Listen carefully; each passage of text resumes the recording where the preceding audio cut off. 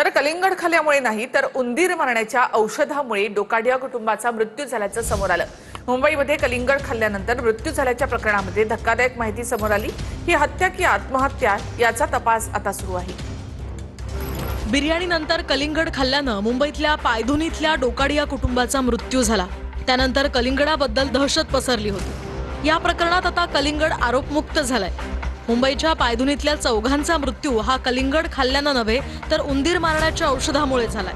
नुकत्याच समोर आलेल्या फॉरेन्सिक अहवालात ही माहिती उघड झाली आहे। चौघांच्या अंतर्गत अवयवांमध्ये पोटातील अन्न, पित्त आणि पोटातील चरबीच्या नमुन्यांमध्ये झिंक फॉस्फोइड आढळून आलंय। हे झिंक फॉस्फोइड उंदीर मारण्याच्या औषधात असतं। अब्दुल्ला डोकाडिया, नसरीन डोकाडिया आणि त्यांच्या मुली आयशा आणि झैनब अशी मृतांची नावं आहेत। या चौघांना विषबाधा झाली होती आणि उलट्या जुलाब होऊन या सगळ्यांचा मृत्यू झाला होता।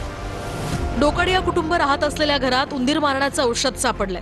उंदीर मारण्याच्या 2 वड्या, उंदीर मारण्याचा स्प्रे घरातनं जप्त करण्यात आलाय। तर उंदीर मारण्याच्या वड्यांचं पाकिट सीलबंद अवस्थेत आहे। तर उंदीर मारण्याच्या स्प्रेचा वापर झाल्याचं तपासात समोर आलंय। हे औषध डोकाडिया कुटुंबाच्या शरीरात कसं गेलं हे मात्र अद्याप कळू शकलेलं नाही। त्यामुळे ही हत्या आहे की आत्महत्या याचा आता तपास सुरू आहे।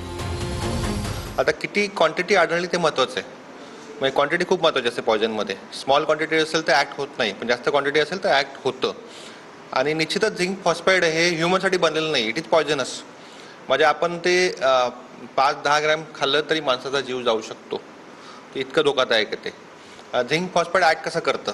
झिंक फॉस्फाईड जर एखादा मनुष्य चुकून सेवन करतो तर गॅस्ट्रिकमध्ये जे ॲसिड असतं, स्टमक ॲसिड, ते एकत्र ॲक्ट होतं, त्याच्यातनं गॅस तयार होतो आणि तो गॅस ब्लडमध्ये सर्क्युलेट होतो।